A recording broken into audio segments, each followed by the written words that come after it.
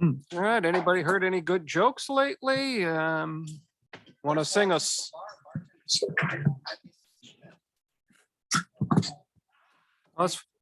It's football season. All right. Anybody heard any good jokes lately? Want to sing us? Wheels on the boat. It's football season. All right. Anybody heard? Okay, you solved that. Thank you. Okay, it's football season. 49 Bears walk in the bar. Bartender says, "Hey, we don't serve bears here." 49 Bears say, "Oh, we can never win."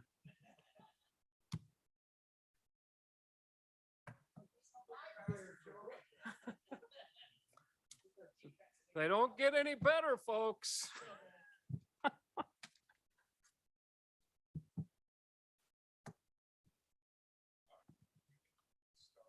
All right. We're live. Okay, so they got that joke. Hopefully this isn't played in Chicago. All right. Meeting is called to order. Please stand for Pledge of Allegiance and prayer by Supervisor Lazansky. I pledge allegiance to the flag of the United States of America and to the republic for which it stands, one nation, under God, indivisible, with liberty and justice for all. Heavenly Father, we gather here tonight thankful for the calling to serve our county. Thank you for the blessings you have bestowed on us and for the challenges and opportunities you bring forth. We ask for your wisdom and guidance in our discussions tonight. Help us in making decisions for the good of our county and its citizens now and for the future. Help us to grow closer as a group and nurture the sense of community. Help us to move forward with keeping our county safe, friendly, healthy, prosperous, and beautiful for all. We place this meeting in your hands as we pray in your most blessed name. Amen.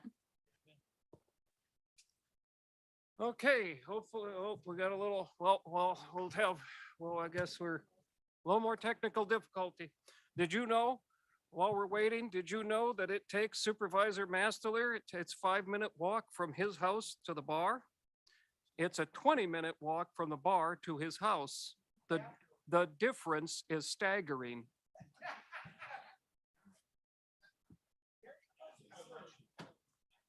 Okay, I think you can hit present. Some of you aren't going to be present, okay? Wow. What's that? Yeah, I thought the first two I told were. Sure. Okay, now. Oh. To be able to see present. You missed your chance. All right. I'm present, okay. Supervisor, the 3 are not here, so we should have 3 not present. I gotta put these on to see that.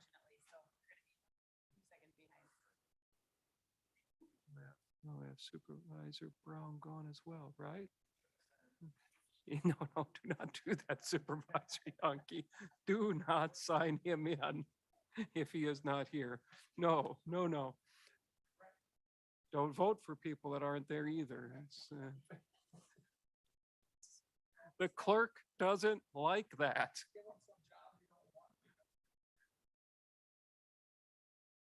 Okay. Yeah. Well, Mr. Loining has got this, he's got this down. I mean, we're almost all the way through roll call already, and it's all right. We've got roll call then.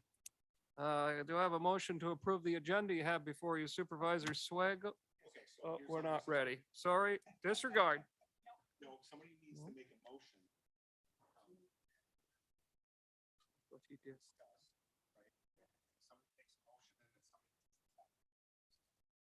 Okay, so Okay, so we have a motion in a second, and if there's no discussion, then we can vote.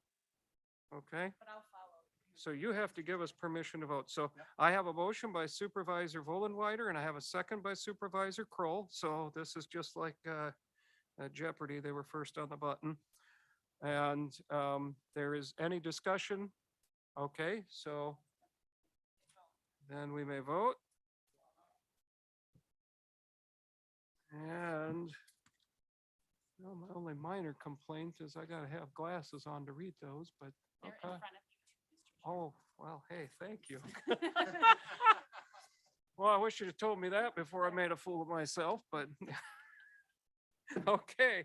So I have 17 yes, none opposed, 3 absent. Motion carries. Agenda's approved. Oh, we're cooking with Gillespie. All right. I need a motion to approve the minutes from the previous. I have a motion from Supervisor Kinnard and a second by Supervisor Langto to approve the previous county board minutes. Is there any discussion on that, on the motion? Okay, seeing none, we'll proceed to vote. And I have 17 yes, none opposed. Motion passes. Oh, hey, this is starting to get smooth here. All right, you might have done good. All right, citizen. Oh, oh, wow. So we give them the 3 minutes. Okay. Now, when they go up, I can start the timer and you'll hear a bell. Oh, and they 3 can, minutes is up, so you don't have to do that. and they can watch that big clock Correct. and, And we can put the clock up if you want. We don't have to. And then That's an option. and then when it gets to the end, it'll buzz and blow and things. It's a bell. Ding, Oh, ding. wow, it goes ding, ding, ding. This is just like, Jeopardy runs all the way through it. well, this is just like Sunday morning for me. Yeah. All right. Do we have anyone who wishes to speak to the board? Has anyone signed up? No? Is there anyone who wishes to speak to the board?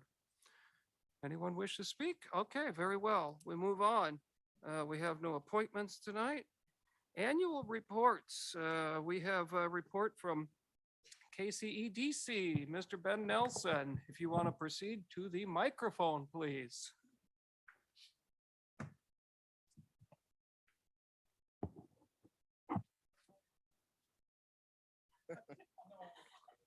Three minutes? All right. Let's see if we can get this pulled up.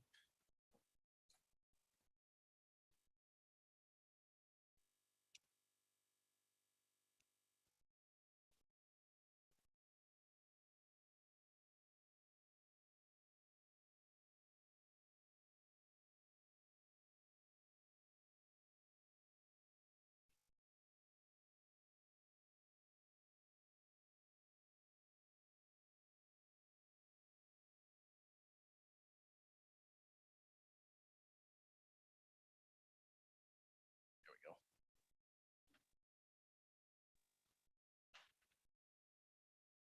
All right. Can everybody hear me? All right.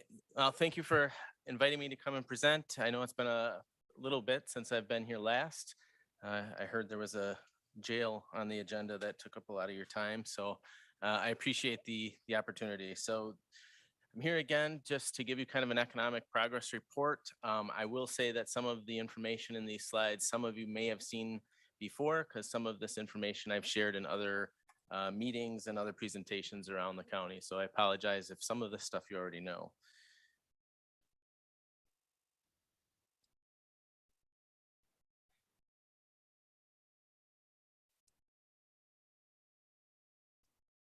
There we go. So just a quick overview. I won't spend a lot of time on strategic plan, but as you know, some of you, the KCEDC spent the last year developing a new strategic plan. The results of that were kind of our 4 pillars that support our economic mission. Those are business development, economic competitiveness, awareness, and capacity. And those are slides I know that you've all seen before. So just to give you some highlights of what we've been up to over the last few months since we last spoke. As you may recall, last year we put a very strong emphasis on our BRE program. What that is our business retention and expansion program. So really that's the boots on the ground work of economic development. So getting out in the community, engaging with our business leaders, identifying some of the biggest issues that they have. Trying to identify at-risk companies that might be in jeopardy of leaving the community. Also being aware of businesses that may be moving into the community and those types of things. So what we have done over the course of, this is a little more than a year's worth of data right now. So we've completed over 86 visits, representing almost 3,000 employees in the county.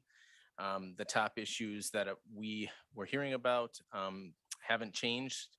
Talent, political environment, and supply chain. And I've bolded talent because that is their top priority of almost every industry that we have within the county. Some of the other stats you can see there, I won't read these all off because that gets boring after a while. But as you can see, all of these percentages indicate that we need more people in this community doing the jobs that we have available in the county. Right now, the latest numbers are that there are two open jobs for every one employee there is to fill them, specifically in manufacturing. So that is one of our strongest industry sectors in the county. So that's obviously correlated here with talent being our top issues. Over the course of the last year, we've been involved or helped facilitate over $6 million worth of grants into the community, into the county.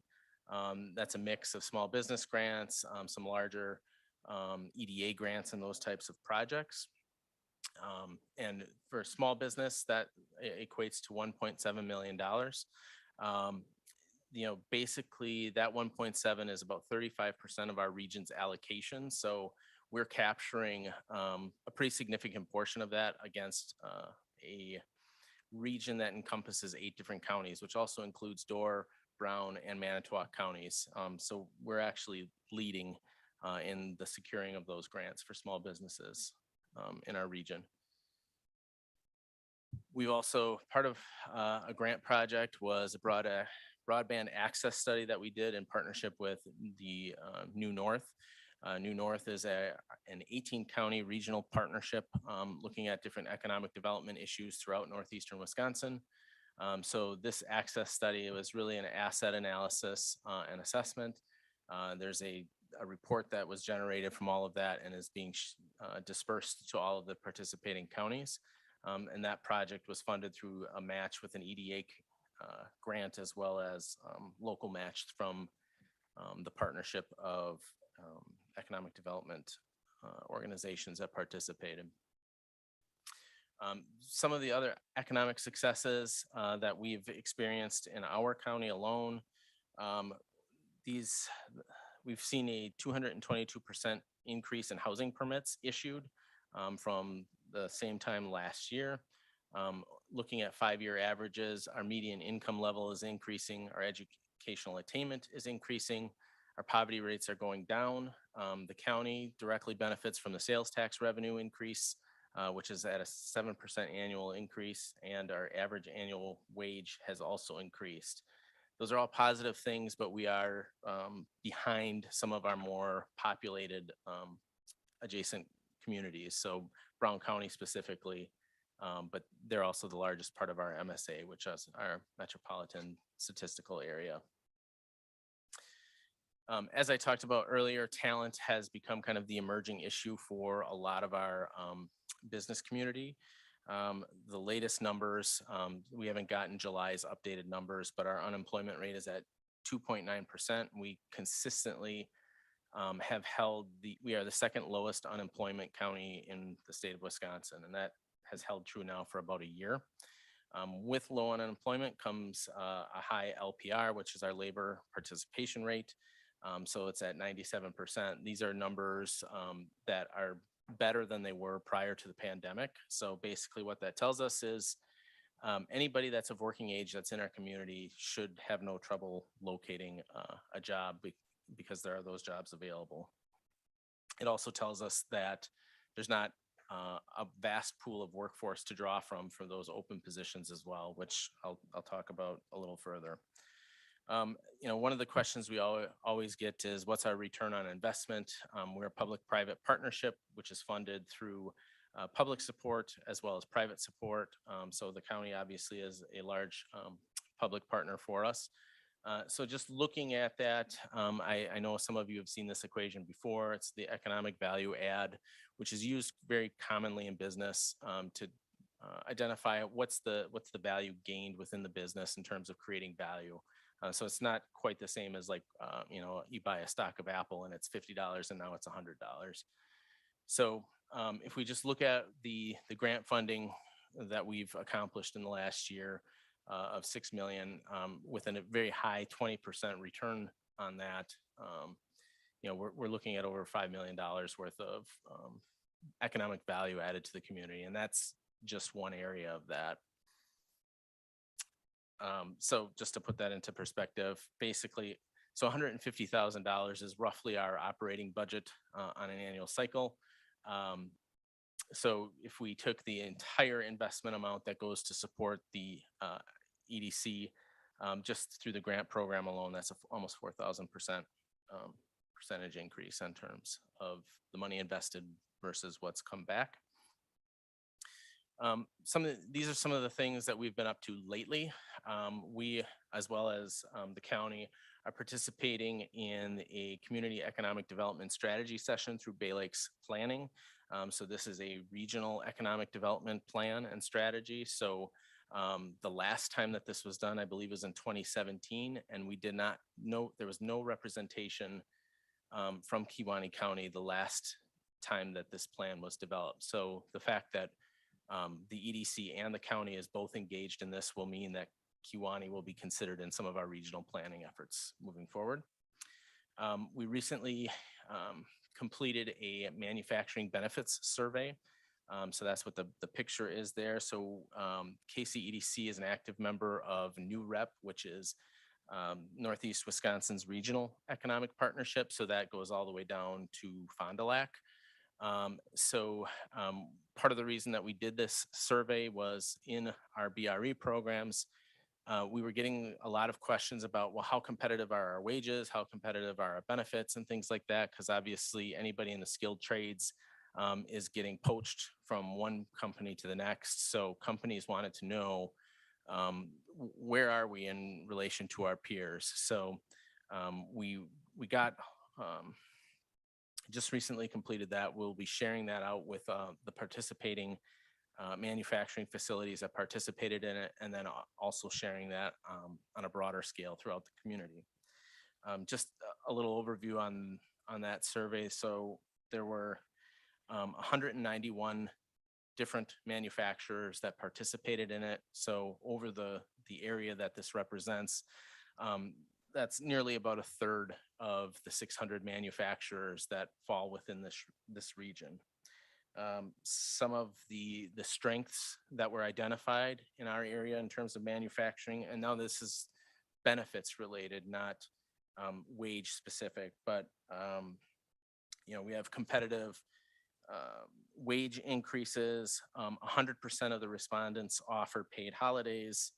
65% of the participants pay out the unused vacation for anybody that retires or leaves the organization. Our manufacturers, people are invested in their retirement accounts faster than the national average. 96% of our manufacturers offer some type of medical benefits, and 78% of them offer some kind of employee assistance program, EAP type of program. Some of the areas that were areas that we could improve upon, or our area manufacturing could improve on, only 56% of them offer any kind of child care assistance. Only 65% of our manufacturers offer paid maternity leave. 74% of them do not offer domestic partner benefits, and only 22% of them can contribute to their IRA within the first 90 days. So there are some opportunities there for our benefits to get more in line with what's going on nationally. So hopefully that will help with attraction as well as retention. And then finally, the last thing that we've been having a lot of conversations around lately is housing development in the community, in the county. So I know there's some people in this room that have been part of some of those meetings and conversations, meeting with some of our largest businesses throughout the community, representing more than 100 jobs that are currently vacant in the county, meeting and talking with developers and trying to identify properties that would be available for developers to come in and really start hopefully adding more homes, adding more people, bringing more tax base to the community. Looking ahead, some of the other things, some of these you've already seen. Obviously, we want to implement our strategic plan. We went through all that effort of planning and putting that together. Talent initiatives, and right now, one of the ways that we're trying to address that is through the housing development side. The nuclear decommissioning project is just starting to get going. Energy Solutions, the company that purchased the nuclear plant, took official ownership on it on June 30th. So that has cleared all of the regulatory process and it's moving forward. A lot of that is still in the planning phases before they actually start, before you'll start noticing any changes out there. Obviously, we're always in support of broadband. I know the county just received another nice grant to help improve with broadband. And then obviously, we're always looking to improve our capacity at being able to do more with the resources that we have and expanding that through capacity. So with that, that's my update for everybody. Does anybody have any questions? Any questions for Mr. Nelson? All right. And what was the years on that nuclear decommissioning?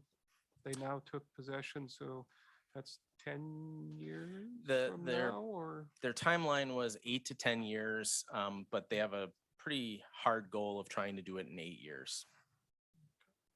So, Excellent. Any other questions? All right, thank you. thank you. All right, administrators report.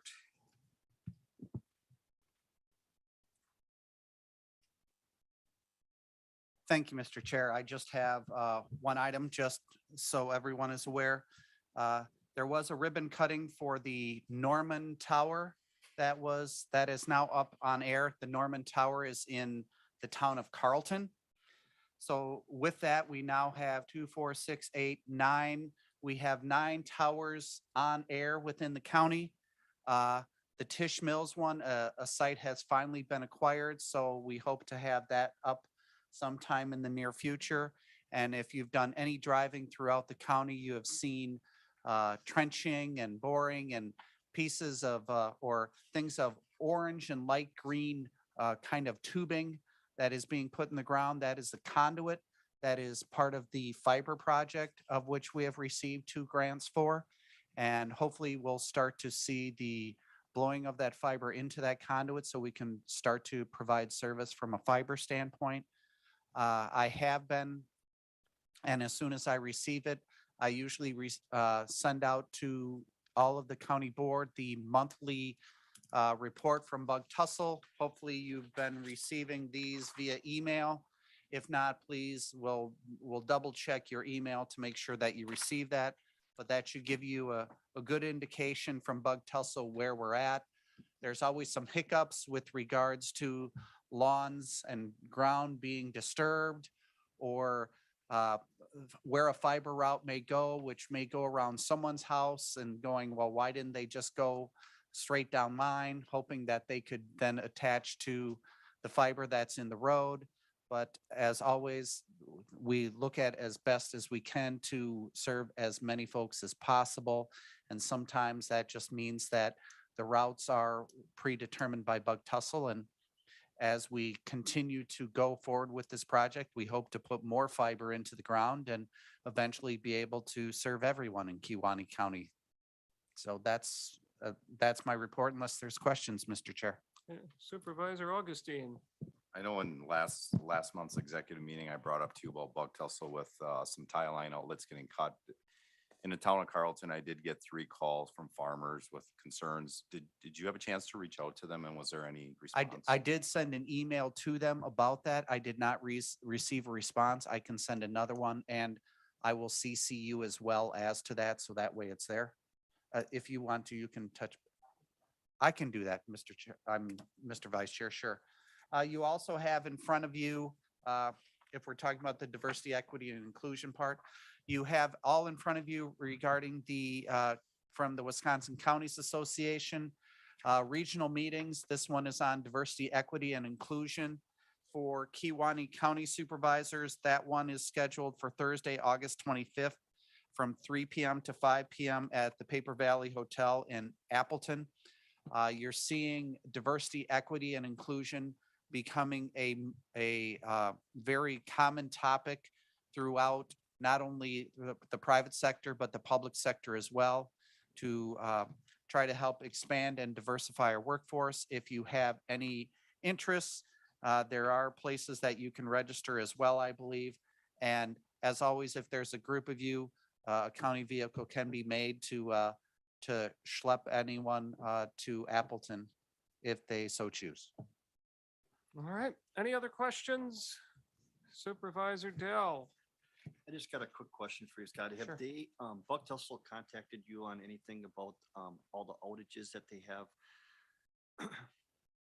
No, so I'm not aware of outages. What do you Well, mean in the by last outages? month- In the last month, I mean, we have Buck Tussle and, quite a few people have, contacted me. They claim they're trying to reconnect and get another tower going and so forth. So they shut down for the whole day. And some of these people work from at home. Very, very upset. And I this, don't understand why they can't understand how to take care of this in a little better. I wouldn't disagree with you, Supervisor Dell, and I guess this is the type of thing that I will put out to all supervisors. When you hear complaints from the public, whether it's Bug Tussle, whether it's county staff or otherwise, please try to forward those things to me, because if I'm not aware of them, I can't follow up on them.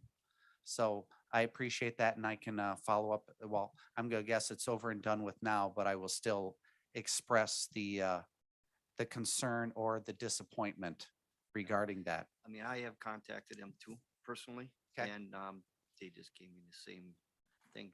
They sometimes they don't even know why it is, but to be down a whole day is not why we signed up for this.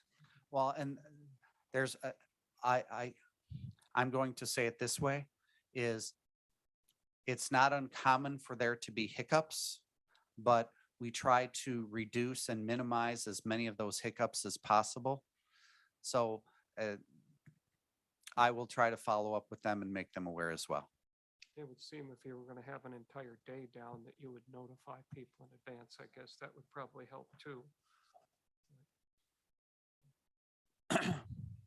Right. All right. Any other questions? All right, we'll move on to committee reports. Are there any questions on any of the committee reports which you have? Yes, Supervisor Lazansky. So this is for land and water. Lake Michigan, specifically, the beach in Kewaunee. I've lived here all my life and I've always gone on the beach a lot. And I've never seen it so bad as it is now with the debris. I call it debris and like sludge because it just looks different and it's almost like mud. I was down there today. I did take some pictures. And I think it's been the whole summer. It started getting really, really bad in July. And we used to have as many as 300 people come down to the beach on a Saturday or Sunday. A lot of people coming from Green Bay, spending money in the community somewhat. But I don't know what all this debris is that's on the beach. And it goes out for, in some places, about 30 feet. It goes out for yards and yards and yards. And it's very, it's like mud and it's smelly and everything. And it's just so bad. And I've never seen it like that my whole life. So I'm wondering what's going on with that water. That's the first I've heard of it. I can talk to Davina and have Travis take a look down there, take a look at it. I'm assuming it's an algae problem. I know this time of year when weather warms up, the algae grows in the rivers and in the lakes. And I think maybe John, I don't know, somebody from town, was there a bad eel wave die off this year in Lake Michigan? The beaches? So I don't know. Please if use that- your mic. I don't know if that contributes to that with those dying now, but I can definitely have Davina and have Travis look into that. And I also want to make a reminder that if we're talking about debris on a beach, if it's a city beach, Call you the mayor. you need to contact the city in that respect because, yeah, I'm sorry. I can say that the Kewaunee Street Department guys worked on the Kewaunee beaches here in the last week or so and did a fantastic job with the limited resources we have. We are looking for a beach groomer acquisition, but I don't think the question is the beach, it's the water, so. And that's where I wanted to clarify, because if it's the beach and debris on the beach, then that's something different. But if it's more of a public health thing, then I think that Cindy may be able to Oh. provide some Cindy, guidance. would you like to speak to this or Come up or top. would you? Come tell Mike. Oh, the beach is currently closed? Okay.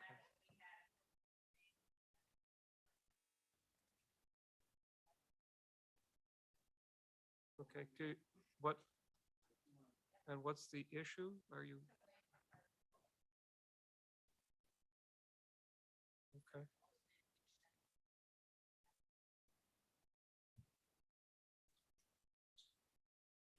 Okay.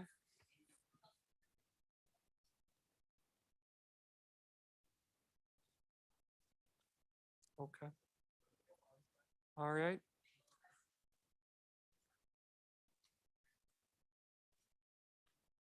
Okay, all right, thank you. Any other questions for anything further on that? Any questions, any other questions on any of the committee reports? Okay. Moving on, we have no ordinances. Consideration of resolution, if you are ready. Okay, so I need somebody to tap in with a motion on this. Is that all I need? Okay. And I have a motion by Supervisor Vollenweider, and I have a second by Supervisor Haskey. So is there discussion, questions? Any questions on the motion? No, Supervisor Poppy? Some of this is being paid for by a grant, correct? That is correct. Would you like to 50%? speak to that, Chief Deputy Vaser? If you do, please go to a microphone, though.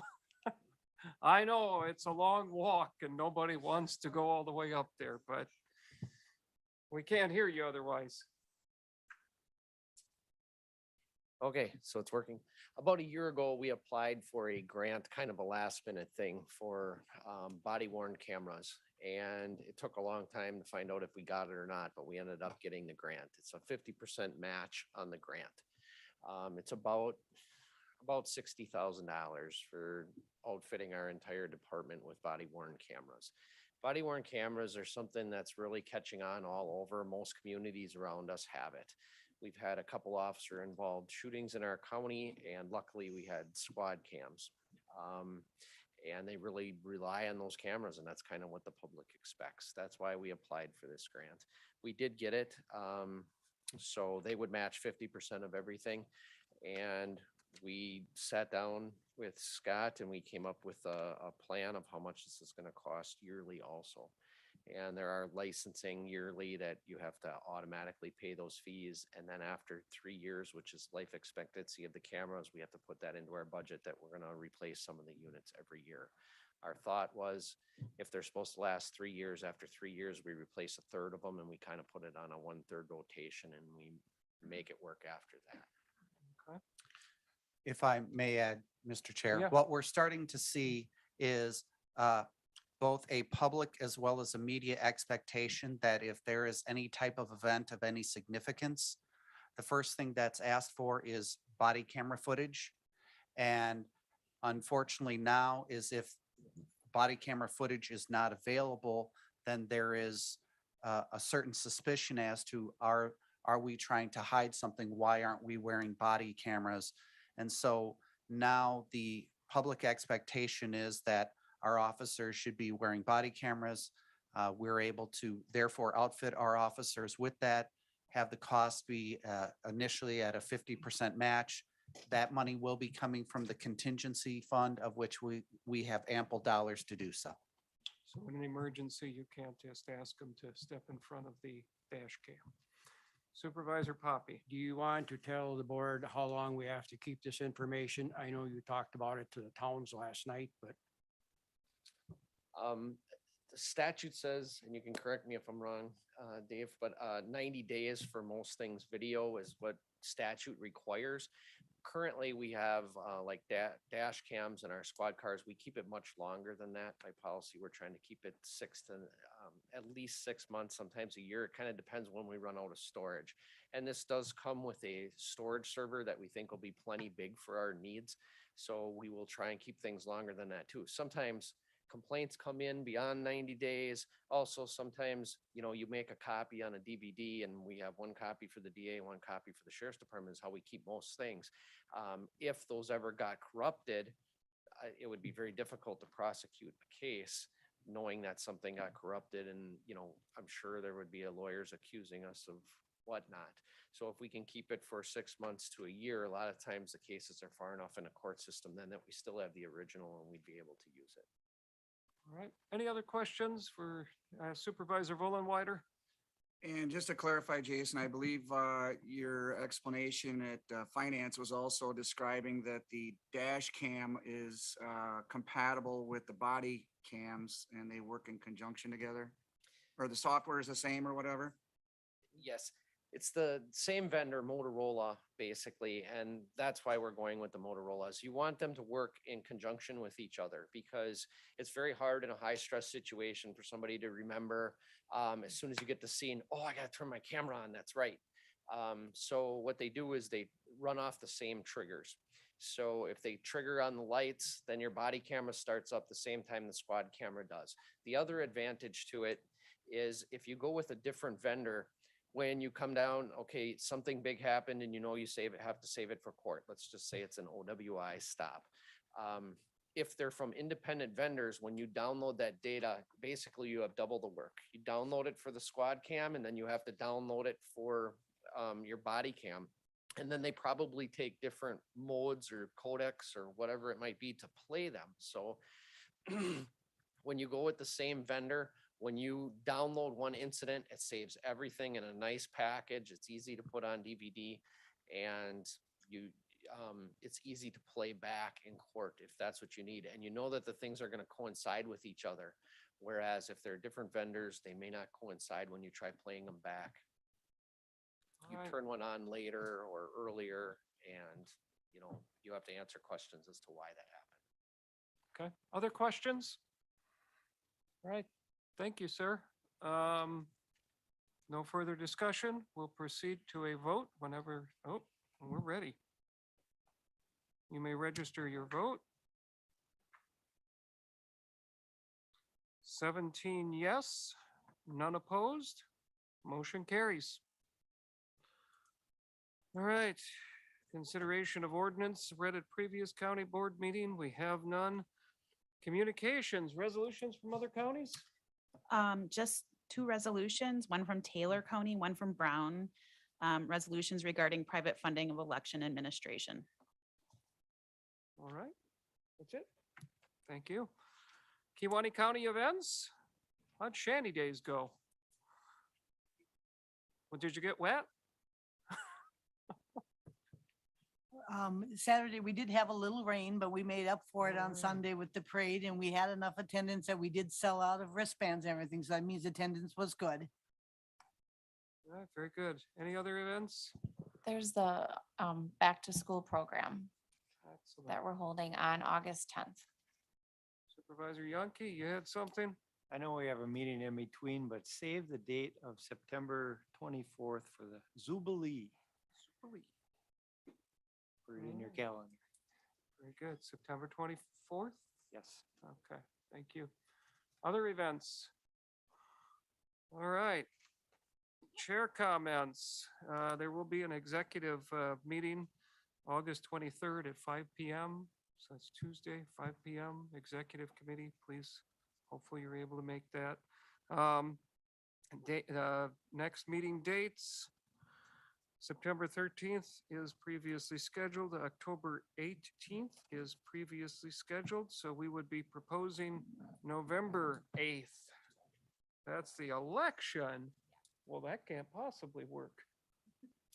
Okay, so let's see if we can go to, so what if we were to go to, either the 15th or the 1st, huh? Okay, how about the 1st? Does anybody have anything on November 1st? Okay. What if we were to do November 1st? Is there any difficulty with that? That would work for you? Strange, too early to tell. Okay, so we're going to look at, yes.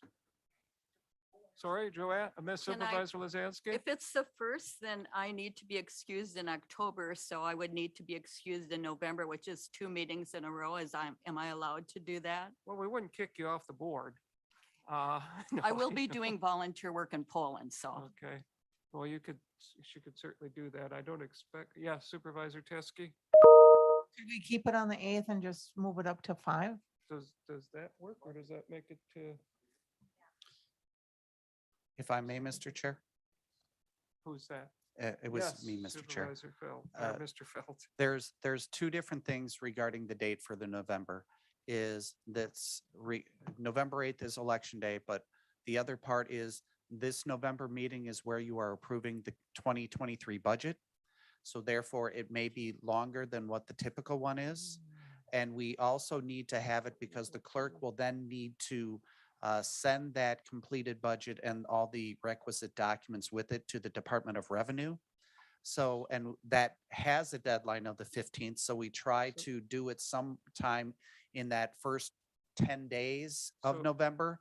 So again, if the board is willing, it doesn't necessarily have to be on a Tuesday. So, but you would be lobbying, if anything, I mean, well, when we switch days, we get into other complications too, but November 1st then would, I don't want to speak for the finance director, but I think if we are not really done by, we'll meet in October. So if we're not 98% there, then we have bigger problems. So so November. we could do 1st November would be 1st. Other than for Supervisor Lazansky. Supervisor Dell? Oh, I wouldn't be able to make it. 7th on a Monday, I'm hearing groaning. Where's that coming from? Supervisor Poppy can't make the 7th. How about the 1st?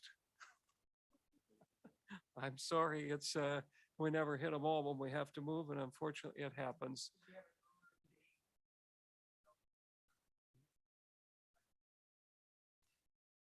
Supervisor Dell wouldn't make that. He's coming in hot as it is. You know, if the chief deputy wanted a hobby just for entertainment, he could be waiting out at the beginning of these meetings for some. He's in front of you with the lights on. All right, we're getting off topic. November 1, would there be a motion for that? Otherwise, we're not going to find. All right, I have a motion. Is there a second? All in favor, signify by saying aye. Opposed? No? Okay, sorry. Okay, yeah, we'll be 6 o'clock. All right.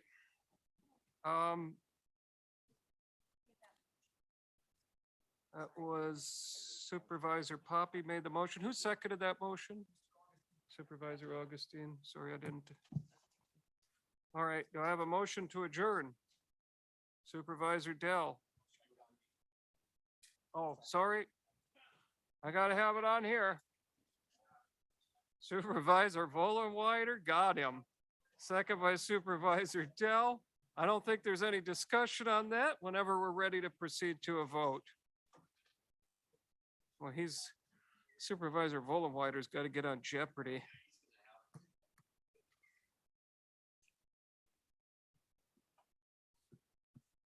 Yeah, I think he might have gotten at least 2/3 of the motions tonight. This new system behooves him.